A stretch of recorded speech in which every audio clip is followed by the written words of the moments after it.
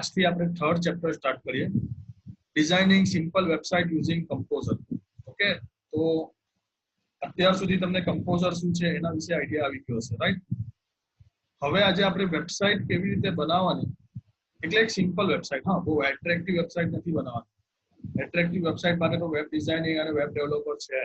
આપણે 12મા ધોરણનું સ્ટડી કરીને એક ડિઝાઇનિંગ નહીં બનાવી શકીએ, right?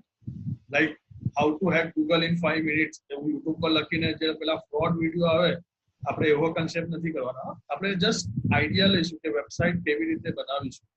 Okay, actually website creation, software developing, it's need lots of time and you have something about your skill and team. તમારી પાસે એક સારી ટીમ હોવી જોઈએ, તમારી સ્કિલ હોવી જોઈએ, ત્યારે તમે સારા વેબસાઇટ ડેવલપર કરી શકો, ગેમ ડેવલપ કરી શકો. ઓકે, અહીંયા તમને જસ્ટ ઇન્ટ્રોડક્શન છે કે વેબસાઇટ કેવી રીતે બનાવવી અને એક વેબસાઇટના કન્ટેન્ટમાં શું શું કન્ટેન્ટ હોવા જોઈએ. ઓકે, તો આપણું થર્ડ ચેપ્ટર સ્ટાર્ટ થશે. થર્ડ ચેપ્ટરના અંદર સ્ટાર્ટિંગનું થિયરી પોર્શન જ આપણે કરીશું. પ્રેક્ટિકલ પોર્શન આપણે સ્કીપ કરી દઈશું, બીકોઝ જ્યારે પ્રેક્ટિકલ અવેલેબલ, આપણે જ્યારે ફિઝિબલ થઈશું ત્યારે આપણે પ્રેક્ટિકલ પાછું કન્ટિન્યુ કરીશું. કોઈને પ્રેક્ટિકલ એડવાન્સમાં શીખવું હોય તો મેં તમને કીધું તેમ યુટ્યુબ પર વિડીયો અવેલેબલ છે મારા, તમે પ્રેક્ટિકલ જોઈ શકો છો. તમને ત્યાં કોઈ ડાઉટ હોય તો તમે કમેન્ટ પણ પૂછી શકો. તો આપણે થર્ડ ચેપ્ટર સ્ટાર્ટ કરીએ.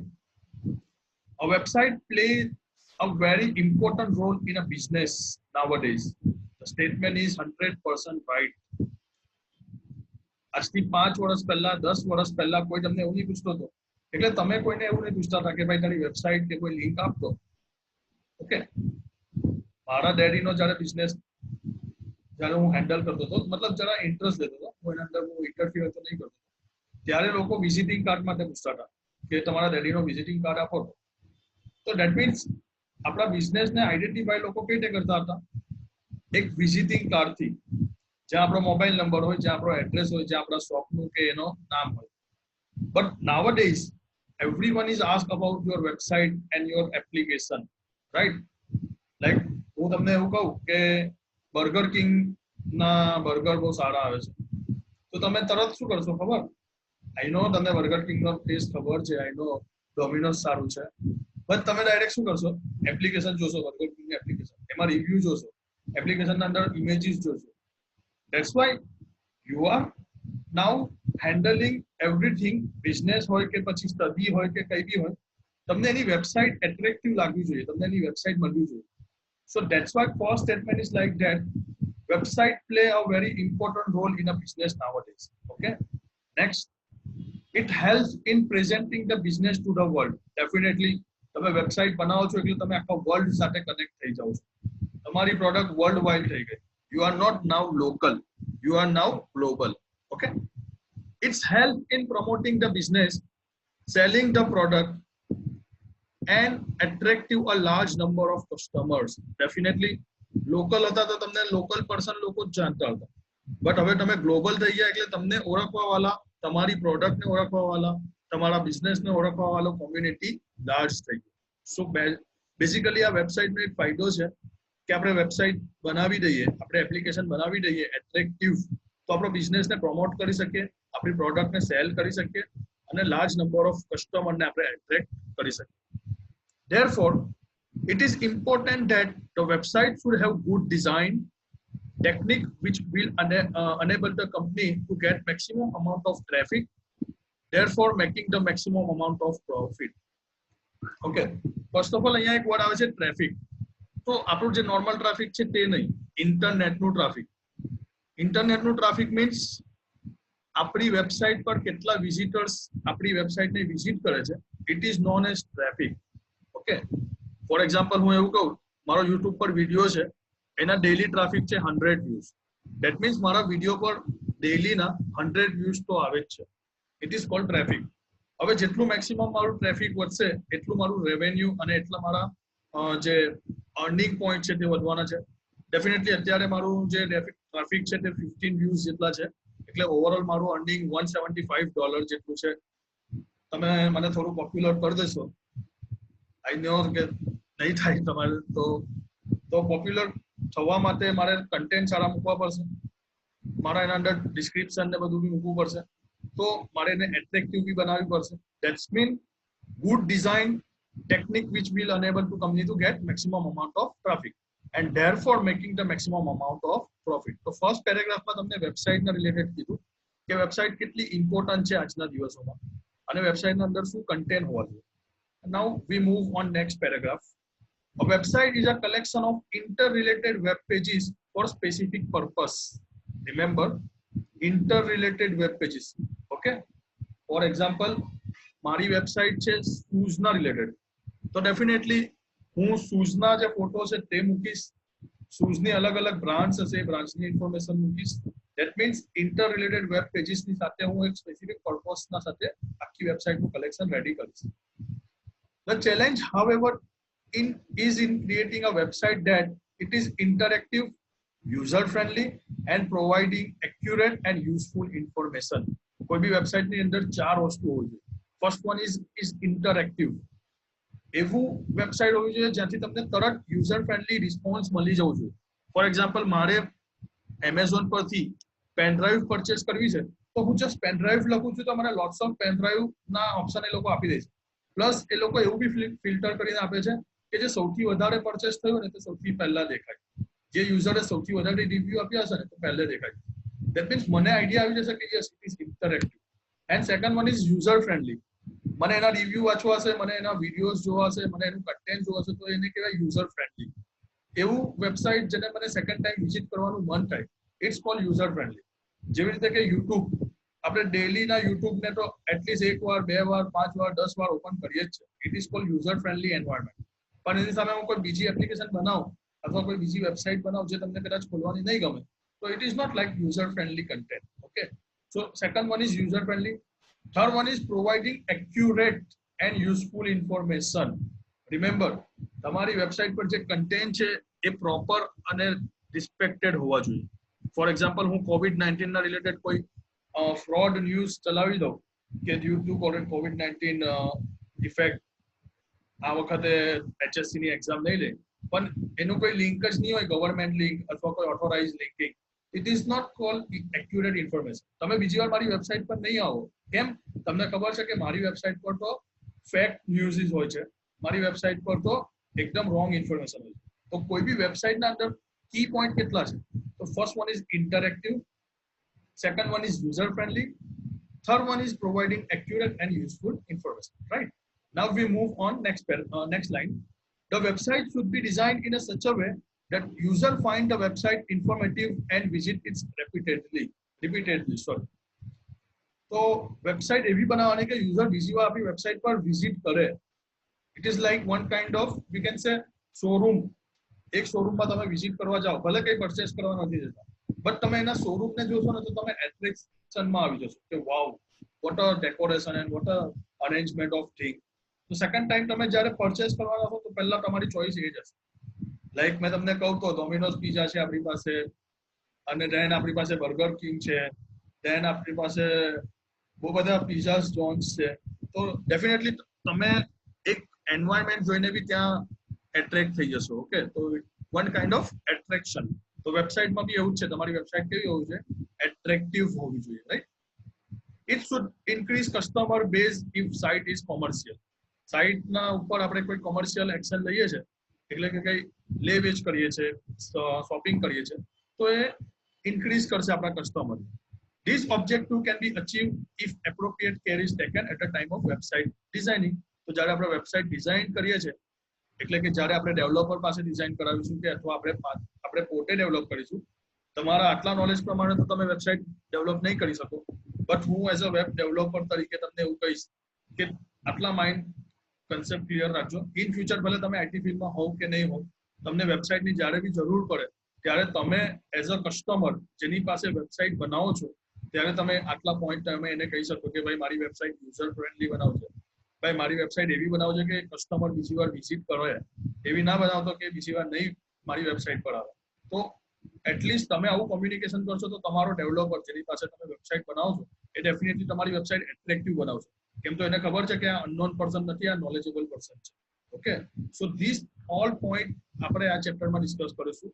તો અહીંયા એ લોકો એવું જ કહે છે, this chapter discuss the general points to be considered while planning for a website. જ્યારે બી કોઈ વેબસાઇટનું પ્લાનિંગ કરો તમે એઝ અ કસ્ટમર તરીકે અથવા તમે એઝ અ ડેવલપર તરીકે, તો આપણે કયા પોઈન્ટ ધ્યાનમાં રાખવા?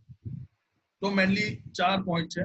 First one is purpose, second one is audience, third one is content, તમે એના અંદર શું કન્ટેન્ટ મૂકો છો, and fourth one is medium. Okay, ક્યારે આ 4 પોઈન્ટ ધ્યાનમાં લેવામાં આવે? જ્યારે તમે કોઈ વેબસાઇટનું પ્લાનિંગ કરો છો ત્યારે. હું તમને આ વસ્તુ એક્ઝામ્પલથી સમજાવું. એ લોકોએ કયા 4 પોઈન્ટ કીધા? તો first one is purpose, right? તો we write purpose. Second thing is audience, so we write audience, and third one is content, and fourth one is medium. તમને આ વસ્તુ એક્ઝામ્પલ થી સમજાવું શું છે આ 4 વસ્તુ. નોર્મલી એના નામ પ્રમાણે તમને એનો આઈડિયા તો આવી જ ગયો હશે, પણ હું તમને પાછું એકવાર સમજાવું. Okay, suppose I am planning to create website related to our Netex. નેટેક્સની વેબસાઇટ તો છે જ, થોડું અપડેટ કરવાનું છે એટલે અત્યારે અંડર કન્સ્ટ્રક્શન છે. નેટેક્સની વેબસાઇટ બનાવવી હોય તો આપણું પર્પસ શું હોય? તો simple purpose is like that, give information to student as well as parents and as well as faculty. Okay, તો મારો પર્પસ શું છે? એવી ઇન્ફોર્મેશન હું આપીશ જેનાથી સ્ટુડન્ટને, પેરેન્ટ્સને અને ફેકલ્ટીઓને એવી આપણી વેબસાઇટ પર ઇન્ફોર્મેશન મળી જાય. લાઈક HSC નો નેક્સ્ટ એક્ઝામ ક્યારે આવવાનો છે એનો ટાઈમ ટેબલ મારી વેબસાઇટ પર અવેલેબલ હોવું જોઈએ. લાઈક HSC પછી મારે કઈ સ્ટ્રીમમાં જવું છે એની ઇન્ફોર્મેશન મારી વેબસાઇટ પર હોવું જોઈએ. તો આ સ્ટુડન્ટને એટ્રેક્ટિવ લાગશે. પેરેન્ટ્સ પોઈન્ટ ઓફ વ્યૂ આપણે કહીએ તો 12th ના જે ક્લાસીસ છે એનો ટાઈમિંગ શું છે, 12th ના ક્લાસીસના એક્ઝામના શેડ્યુલ શું છે. And faculty point of view કરીએ તો ફેકલ્ટીને ત્યાં ઇન્ફોર્મેશન મળવી જોઈએ કે મારા અંડરમાં કેટલા સ્ટુડન્ટ્સ છે, મારો બેચ કેટલા વાગે છે. તો it is all about purpose. Now audience, definitely audience મેં તમને ઉપર ડિફાઇન કર્યા. એક ઓડિયન્સ મારા સ્ટુડન્ટ્સ હશે, એક ઓડિયન્સ મારા પેરેન્ટ્સ હશે, ને એક ઓડિયન્સ મારા ફેકલ્ટી હશે. નાઉ કન્ટેન્ટના અંદર ડેફિનેટલી બધી ઇન્ફોર્મેશન છે હશે, સ્ટડી રિલેટેડ કન્ટેન્ટ હશે. ઓકે, હવે હું નેટેક્સની વેબસાઇટ પર આઈસ્ક્રીમ રિલેટેડ કોઈ કન્ટેન્ટ મૂકું તો that is improper, it is not accurate information because website is netex, it is based on education purpose. So my content is like study related content. Okay, and now medium એટલે આપણે કયા device થી એને access કરવાના છે? આપણે website જોવા માટે ડેસ્કટોપ નો યુઝ કરવાના છે કે આપણે લેપટોપ નો યુઝ કરવાના છે કે પછી આપણે મોબાઈલ નો યુઝ કરવાના છે કે પછી આપણે ટેબ્લેટ નો યુઝ કરવાના છે? It is one kind of medium. Okay, plus આમાં લેંગ્વેજીસ બી આવી જાય. અગર હું ગુજરાતના એન્વાયરમેન્ટને ધ્યાનમાં રાખું તો ડેફિનેટલી નેટેક્સની પ્રાઇમરી લેંગ્વેજ કઈ હશે? ગુજરાતી. એટલે કે આપણે જે નેટેક્સની વેબસાઇટ બનાવીશું એની પ્રાઇમરી લેંગ્વેજ શું હશે? ગુજરાતી. અગર હું ઓલ ઓવર ઇન્ડિયાને ધ્યાનમાં રાખું તો કદાચ હું પ્રાઇમરી લેંગ્વેજ રાખીશ હિન્દી, બટ હું આખા વર્લ્ડને ધ્યાનમાં રાખીશ તો મારી પ્રાઇમરી લેંગ્વેજ હશે ઇંગ્લિશ. તો આવી રીતે લેંગ્વેજ બી બહુ ઇફેક્ટિવ વેબસાઇટના માટે જરૂરી છે. ઓકે, આ થોડું આઉટ ઓફ સિલેબસ કન્સેપ્ટ છે પણ તમને ઇન્ટરેસ્ટિંગ લાગશે બીકોઝ વેબસાઇટ બનાવવું, એપ્લિકેશન બનાવવી, આ બધી એક બહુ ઇન્ટરેસ્ટિંગ થિંગ છે. આઈ નો મને કોમ્પ્યુટરનો બહુ ઇન્ટરેસ્ટ છે એટલે હું મારા પોઈન્ટ ઓફ વ્યૂ કહું છું, પણ તમે બી થોડું ધ્યાન આપશો તો ડેફિનેટલી આ બહુ જબરજસ્ત વસ્તુ છે. તમને એક એક્ઝામ્પલ આપું. આજથી 5 વર્ષ પહેલા Swiggy, Zomato, Amazon, Flipkart, Paytm, કદાચ આ વર્ડ કોઈએ નહીં સાંભળેલા અથવા સાંભળ્યા બી હશે ને તો એનું લિમિટેશન યુઝ માટે જ હશે. Okay, Google pay. બટ અત્યારે સડનલી આટલું હાઈક કેમ થઈ ગયું? તો ઇન્ડિયામાં હાઈક થયું એનું રીઝન કોરોના છે, એનું રીઝન આપણે COVID-19 આપીએ છીએ. બટ યુએસ અને અધર કન્ટ્રીમાં તો આ પોપ્યુલર હતું જ બીકોઝ એ લોકો જાણતા હતા વેબસાઇટ કેટલી ઇમ્પોર્ટન્ટ છે, સોશિયલ મીડિયા કેટલા ઇમ્પોર્ટન્ટ છે. તમને ખબર હોય તો સોશિયલ મીડિયાનો યુઝ આપણા ત્યાં અત્યારે વધી ગયો છે. યુટ્યુબ, ઇન્સ્ટાગ્રામ આનો બહુ યુઝ વધી ગયો. હાલાકે આપણા તો જે યુઝ છે એ નોર્મલી એકબીજાના પર્સન રિલેટેડ છે, એજ્યુકેશનલ અને આપણે કહીએ બિઝનેસ રિલેટેડ નથી. બટ ફોરેન કન્ટ્રીમાં બિઝનેસ રિલેટેડ સોશિયલ મીડિયાનો યુઝ થાય છે જેને એ લોકો સ્પેશિયલ SEO અને બધું બી કહેતા હોય છે. તો આ વસ્તુ છે, તમે આ વસ્તુની ફિલ્ડના અંદરથી જઈ શકો, જેને એ લોકો એવું કહે છે કે ઘર બેસા કામ કરો અથવા એને એવું લોકો કહે છે ફ્રીલેન્સિંગ વર્ક. નોર્મલી પાછા આમાં એ લોકો હાયર ઇન્ડિયન પબ્લિકને જ કરે છે. તમે નોટિસ કર્યું હોય તો માઇક્રોસોફ્ટના જે CEO છે, current CEO Satya Nadella, base on India, Google ના જે સીઈઓ છે Sundar Pichai, base on India, એવી રીતે કેટલી ટોપની કન્ટ્રી છે એ લોકોનું જે તમે બેઝ જોશો ને તો એ ઇન્ડિયન જ છે. દેટ મીન્સ એ લોકોને ખબર છે ઇન્ડિયન કલ્ચર એટલું માઇન્ડેડ છે ને કે આ લોકો એકજૂટ થઈ ગયા ને તો ડેફિનેટલી કોઈને બી ટક્કર આપી શકશે. આ થોડું આઉટ ઓફ સિલેબસ કન્સેપ્ટ છે પણ બહુ કામની કન્સેપ્ટ છે. હા લાગે છે આઉટ ઓફ સિલેબસ ગોસિપ નથી કરવું તો કઈ નહીં, મને કહી દેજો નેક્સ્ટ લેક્ચરમાં આપણે સિલેબસ પોઈન્ટર્સ વાઇઝ જઈશું, but it is general helpful for you. Okay, તો ચલો આપણે બેક ટુ અર્થ આવી જઈએ. આપણે 4 ઇમ્પોર્ટન્ટ પોઈન્ટ હતા વેબસાઇટ બનાવવા માટેના. First one is purpose, second one is audience, third one is content and fourth one is medium. So આપણે આવી જઈએ કન્ટેન્ટના અંદર. ઓકે, કન્ટેન્ટ ના અંદર આપણે આવી જઈએ પ્લાનિંગ ફોર ધ વેબસાઇટ ના અંદર. પહેલું પર્પસ. તો ફર્સ્ટ પહેલા આપણે પેરેગ્રાફ ફિટ કરી દઈએ. Developing a good website is a project similar to any other project and require details planning. એટલે કોઈ બી પ્રોજેક્ટ આપણે બનાવીએ એના અંદર આપણને રિક્વાયરમેન્ટ પ્લાનિંગની તો જરૂર પડવાની જ છે. કોઈ બી વસ્તુ તમે બનાવી દો, ક્યાં તો તમારે કોઈ ટ્રીપ કરવી છે તો એના માટે પ્લાનિંગ જોઈશે, તમારે કોઈ ફ્યુચરનું પ્લાનિંગ કરવું છે તો એના માટે તમારે એનું પ્લાનિંગ બનાવવું પડશે, રાઈટ? તો એવી રીતે વેબસાઇટ બનાવવા માટે પ્લાનિંગની જરૂર પડે. The better the planning, the chances of success in terms of useful of website is higher. Definitely તમે સ્ટડીના રિલેટેડ પ્લાનિંગ બનાવો છો અને એને ફોલો કરશો તો ડેફિનેટલી તમારું રિઝલ્ટ હાઈ આવશે. ડેફિનેટલી એવી રીતે વેબસાઇટમાં બી જેટલું તમે પ્લાનિંગને ફોલો કરી રહ્યા છે એટલા તમારા સક્સેસના ચાન્સીસ વધારે છે. Okay, in other words we can say that the desired goal for developing a website can be achieved. એટલે જેટલું પ્લાનિંગ પર આપણે ફોકસ કરીશું એટલી આપણી વેબસાઇટ બનાવવાના જે ફોકસ છે, ચાન્સીસ છે, જે આપણો ગોલ્સ છે આપણે એને easily achieve કરી શકીએ. Following are the important points which should be considered for the developing a good website as a part of planning of purpose. તો 4 પોઈન્ટ છે: purpose, audience, content and last one is medium. First one is purpose. The purpose of the website should be clearly identified.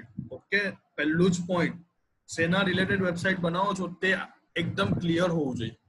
અગર હું website બનાવી રહ્યો છું shopping related તો આ મારો પર્પસ એકદમ ક્લિયર હોવું જોઈએ કે અહીંયા શોપિંગનું જ કન્ટેન્ટ આવશે, અહીંયા કોઈ એજ્યુકેશનલ કન્ટેન્ટ નહીં આવવું જોઈએ. તો my purpose is clear. Before creating a website we should be clear with the definition and goal of the website. Okay, આપણને એની ડેફિનેશન ખબર હોવી જોઈએ અને આપણને ગોલ કે શું કેટલા લેવલ સુધી મારે બનાવવાનું છે. ઓકે, કસ્ટમર ચેટિંગ કરી શકે, કસ્ટમર કોમ્યુનિકેશન કરી શકે, એની કોઈ ફેસિલિટી આપવાની છે તો એ બધું એનું શું થઈ ગયું? Goal. Okay, a properly designed website will be helpful to the organization. એટલે જેટલું પ્રોપર ડિઝાઇન આપણે કરીશું એટલી હેલ્પફુલ ઓર્ગેનાઇઝેશનને થશે. The purpose for creating the website may be to provide information to a group of people, or it may be attract the new customer, or it may be to sell the product online. કોઈ બી વેબસાઇટનો mainly જે purpose છે 3 વસ્તુ હોય. It's like information to a group of people, like students છે તો group of સ્ટુડન્ટને information પહોંચાડવાનું કામ વેબસાઇટ કરી શકે. Or attract the new customers. Amazon, Flipkart વાળા શું કરે છે, જ્યારે સેલ આવે ત્યારે એ લોકો નવા કસ્ટમરને એટ્રેક્ટ કરતા. Or it may be sell the product online. પ્રોડક્ટને ઓનલાઈન સેલ કરવા માટેની બી એ લોકોની પ્રોસેસ હોઈ શકે, એ લોકોના પર્પસ હોઈ શકે. Having decide the purpose, the content and layout website can be properly develop. એટલે જેટલો પર્પસ તમારું ક્લિયર હશે એટલું તમારું કન્ટેન્ટ અને એટલું તમારું લેઆઉટ કેવું હશે? એકદમ proper. So now we move on second point. It is called audience. Before we start with the designing part, we should know the expected user of the website.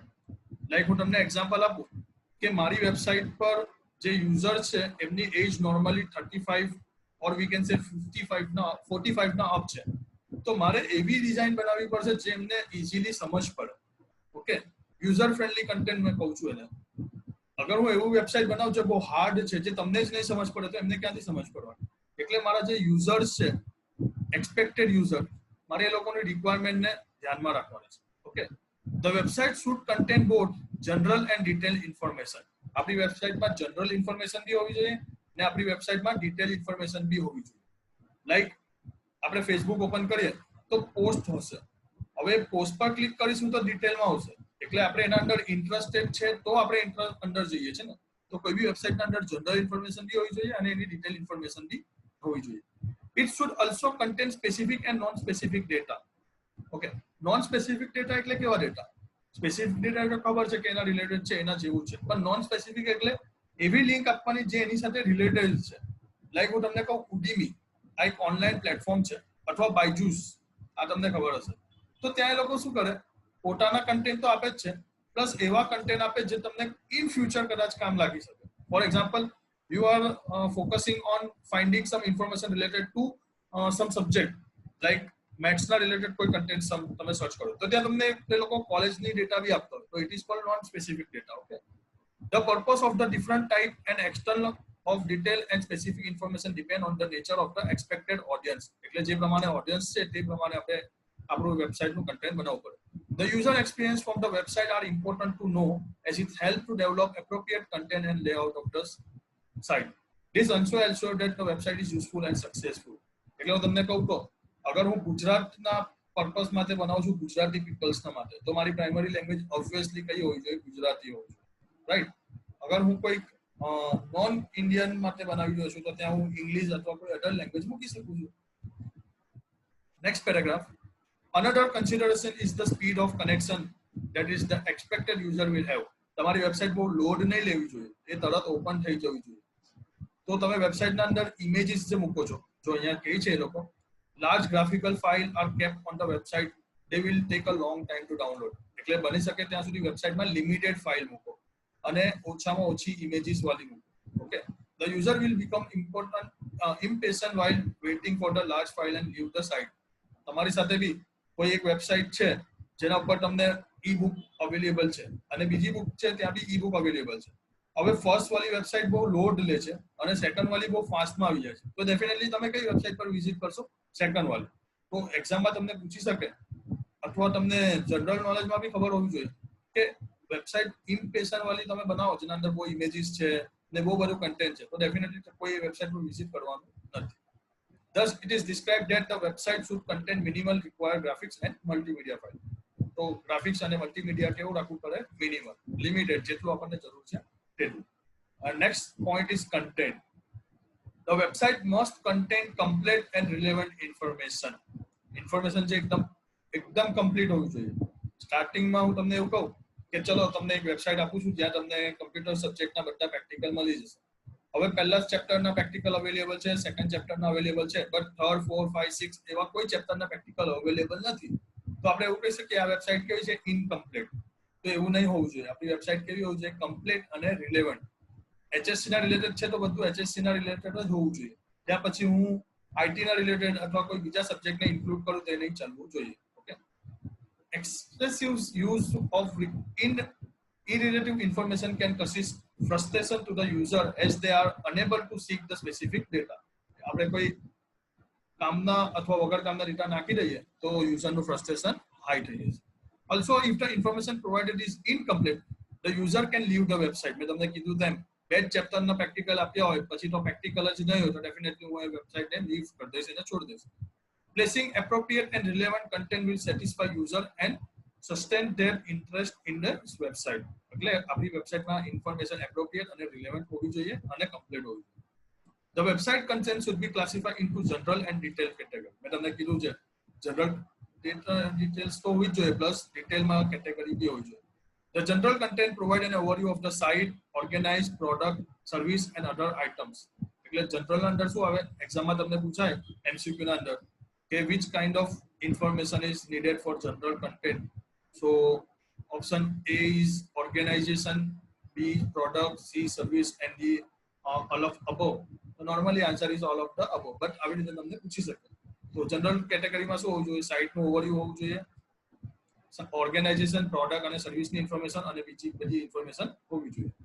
ને ડિટેલ કન્ટેન્ટના અંદર શું હોવું જોઈએ, તો પ્રોડક્ટ અને સર્વિસીસનું ડિસ્ક્રિપ્શન, કે product કઈ બ્રાન્ડની છે, મેન્યુફેક્ચરિંગ ક્યાંથી થઈ, પ્રોડક્ટના રિવ્યુઝ શું છે, કયા યુઝરે આ પ્રોડક્ટ પરચેસ કરી, ઓકે, એ બધી ડિસ્ક્રિપ્શનના અંદર હોવું જોઈએ. Text paragraph should always be keep as reasonable length. એટલે જે તમે ટેક્સ્ટ લખો છો એકદમ રિઝનેબલ લેન્થના અંદર હોવું જોઈએ. લાંબા લાંબા ભરચક ભાષણ નહીં લખવાના, એના રિલેટેડ ઇન્ફોર્મેશન જ લખવાની. ઓકે, અહીંયાથી તમને ઇમ્પોર્ટન્ટ લાઈન જ હું અંડરલાઈન કરાવું છું. નેક્સ્ટ ઇમ્પોર્ટન્ટ લાઈન આ છે કે the navigation in the website should also B made as easy as possible. Okay, navigation એટલે પેલા menu, home button, about menu, okay, contact us menu, login menu, એને શું કહેવાય, નેવિગેશન. ઓકે એ બી એટલા easy અને એટલા યુઝર ફ્રેન્ડલી હોવા જોઈએ કે યુઝર એને વિઝિટ કરી શકે. ઓકે મારે HSC નું કન્ટેન્ટ શોધવું છે તો ડાયરેક્ટ હું ક્યાં જઈશ, સ્કૂલના કન્ટેન્ટમાં જઈશ, એમાં HSC શોધીશ અને HSC નું કન્ટેન્ટ મને મળી જશે. એ બહુ હાર્ડ નહીં હોવું જોઈએ. Ensuring that appropriate information, both general and detail, is available and easily accessible. Ensure that the site can serve its intent purpose. એટલે વેબસાઇટનું જે આપણું જે ઇન્ટેન્ટ છે એ એકદમ સેટિસ્ફાય અને ક્લિયર હોવું જોઈએ. Okay. The website is valuable tool for business and other organization when composed of the right material.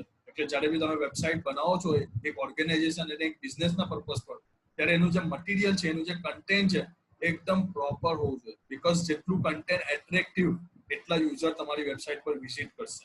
Okay as with the other tools the website can perform as outstanding job. આપણે બીજું બધું બી મૂકી શકીએ, animation મૂકી શકીએ, videos મૂકી શકીએ, audio મૂકી શકીએ, મ્યુઝિક મૂકી શકીએ. એ બધા અધર ટૂલ્સ છે જેનાથી આપણે વેબસાઇટ પર આઉટસ્ટેન્ડિંગ જોબ કરી શકીએ. Last one is medium. So more and more people are using internet through smartphone and tablets, right? તમે પોતે બી હવે ફોન થી કોઈ બી વેબસાઇટ વિઝિટ કરી શકો છો અને ટેબ્લેટ નો યુઝ કરીને સ્ટડી મટીરિયલ ને બધું બી તો તમે કન્ટેન્ટ કરી શકો છો ને.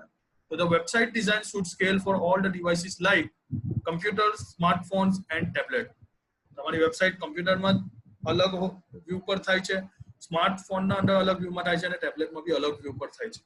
Also the website should be designed keeping in the mind that it is well designed in all the popular web browsers like Mozilla Firefox, Chrome, Opera or Internet Explorer. This is all about planning of website. આપણે કોઈ website નું જ્યારે planning કરીશું તો અહીંયા આપણે 4 point ને ધ્યાનમાં રાખવાના છે. First one is purpose, second one is audience, third one is content and fourth one is medium. This four is very important point. Not only for just study point, it is also for general knowledge purpose. In future જ્યારે તમે કોઈ website કે કોઈ application ના related વાત કરો છો ત્યારે તમે આ 4 પોઈન્ટ ના વિશે બી વાત કરો ને તો તમારી ઇમ્પ્રેશન એકદમ એટ્રેક્ટિવ કરે કે ભાઈ આ અનનોન પર્સન નથી, ભલે નોન આઈટી પર્સન હો, ભલે તમે આઈટી માં નથી જતા ઇન ફ્યુચર, તરત ત્યાં તમારી ઇમ્પ્રેશન એક સારી પડે કે ભાઈ આ નોન આઈટી પર્સન નથી અને તો વેબસાઇટ નો ઇન્ટરેસ્ટ છે. Okay now next concept is creating a simple website using composer, જેનો વિડીયો મેં તમને કાલે બતાવેલો. એટલે કે આ સ્કૂલ પ્લાઝાની જે વેબસાઇટ છે એ વેબસાઇટનો વિડીયો મેં તમને કાલે લિંક આપેલી. એ વેબસાઇટની લિંક આપણે તમે યુટ્યુબ પરથી લિંક છે જ, તમે ત્યાં જોઈ શકો છો. આ પ્રેક્ટિકલ હું અત્યારે સ્કીપ કરું છું બીકોઝ જ્યારે ક્લાસ રેગ્યુલર થશે ત્યારે આપણે જોઈશું. એના અંદરની થિયરી બી આપણે ત્યારે જ રીડ કરીશું. થિયરીમાં અમુક ઇમ્પોર્ટન્ટ લાઇન છે જે હું તમને અંડરલાઇન કરાવી દઈશ, એટલે આપણે એને અત્યારે સ્કીપ કરીએ છીએ. ઓકે તો થર્ડ ચેપ્ટરના અંદર આપણું જે આટલું કન્ટેન્ટ છે થિયરી ઉપરનું એ આપણે કવર કરી લીધું અને આખું જે છે પ્રેક્ટિકલ કન્સેપ્ટ છે જેને હું અત્યારે સ્કીપ કરું છું. તો આપણે ઓલમોસ્ટ થર્ડ ચેપ્ટર ઓવર થઈ ગયા એવું લાગે છે. ના, પબ્લિશિંગ ઓફ વેબસાઇટ આ એક કન્ટેન્ટ બાકી છે.